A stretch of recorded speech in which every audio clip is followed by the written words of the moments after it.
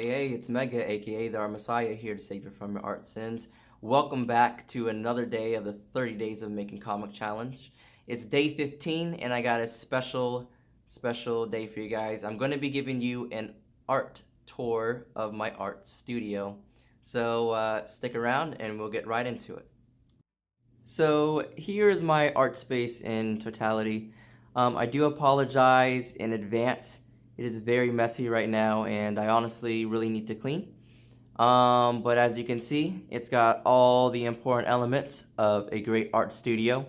Obviously, you don't need to have all these things, but I do have a keyboard to make music. I got my headphones.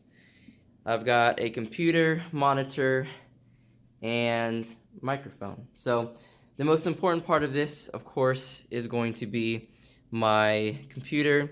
This is pretty much the powerhouse of all my operations. This is where I do all of my drawing. Right here, right on this 2-in-1 Samsung Notebook 9 Pro laptop. And I'm actually going to be making another artist review of this laptop. I've had it for about a year, and I've kind of realized some of its pros and cons. But guys, this is where I do all of my digital artwork. And currently, since I'm doing everything digital, this is where a lot of the stuff goes down. So I do both the art on this, and I also record my videos on here, and I do my video editing.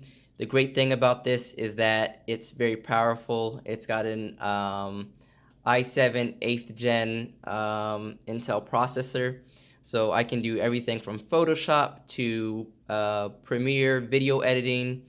And also, when I was in college, I did my engineering work on it to do my 3D CAD drawings.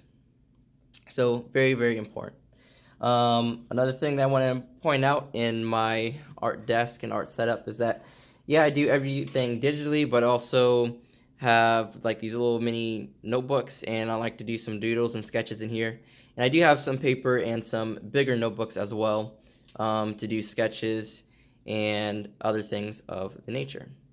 Okay, so let's zoom up a little bit, and we're gonna pan up to the microphone.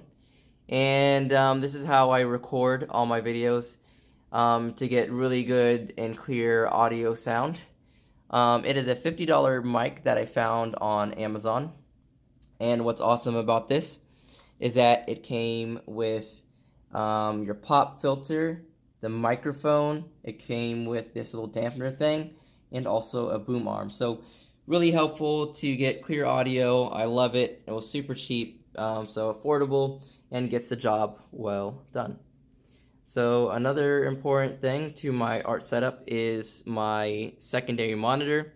I use a secondary monitor to pull up references, drawing references, resources, and inspiration. And again, I have this on a boom arm, so I can, if I want to, I can like move it down, I can tilt it, whatever kind of position I want it to be in while I'm drawing. So again, very nice, very flexible. And I kind of want to point out that the entire idea of my art studio was that I wanted it to be flexible. So all of this stuff is mounted to a table, and the cool thing about it is it's actually a drafting table. And I got it from Hobby Lobby. It was on sale. I think I got it for around $100, which is super good, super cheap. It's adjustable height, and also I'm not going to do it because I have a ton of stuff on the table right now, but this surface right here, this surface can slant up just like this, like a normal drafting table, and that's great because you want to draw at an angle.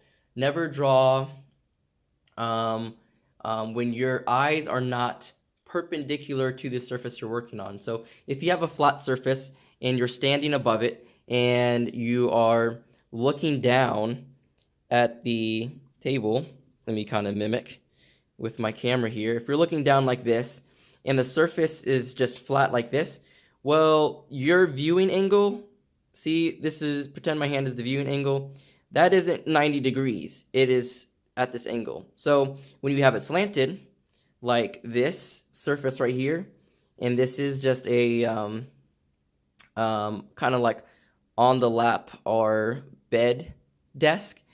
This bed desk can flip up at an angle. And look, when we have it up at an angle, then when we look down, we are getting that perpendicular view, which is really important to make beautiful drawings. So I'm going to try to put a link to a lot of these items in my description if any of these interest you. And also, if I forget to, just let me know in the comments and ask me about an item that you thought was really cool and is really interesting. And comment, what do you find to be the best kind of drawing aid in your arsenal? Okay, so let's kind of pan around to the more abstract art studio setup preferences. If we look up here, this is a magnetic poster of Akira, and I just thought it was cool, and I wanted to see how magnetic posters kind of look in person, so I ordered that. And this is just for kind of art inspiration. I like the design of it. If we zoom down here, it's kind of looking a little funky right now because it's missing a leg, but I have one of these posture models where I can put it in different poses and draw from. So again, very handy. Let's zoom across here. And I think every artist should do this. So I went to Walgreens and I printed off my artwork and I hung it up on my wall and I hung it up right next to my desk so that I always have visual reference of the project that I'm doing, and I can gain inspiration for the drawings that I've already created and get back into the theme and mood of my comic. So if you haven't done this yet, try to get some prints of your drawing and print them out, and try to tape them up onto a wall if you can. I know some of you guys might live with your parents, or you may not be able to do this, but if you can even just kind of pin it into the wall or just make a little bit of a, what I call an idea board or a mood board, it's so helpful. It's helpful to remember what your style is and what your mood is and what it is that you're working on. Okay, so now that you have your own personal mood, your own personal artwork and your style right next to you, let's zoom down here. And this is one of my favorite sections, is having your art inspiration and resources to be inspired. So I just keep a copy of some of my favorite books, and a lot of these are kind of like independent artists. You can check out my Instagram to figure out their names.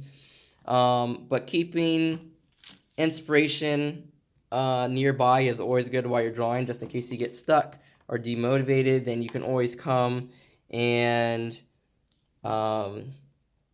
just flip through some pages and find stuff that is inspirational, and it can get you back into the drawing process. Okay, so I want to build some bookcases and shelves for some of the stuff. I just have not had the time. But really, extremely important to know what your inspirations are and to keep them handy.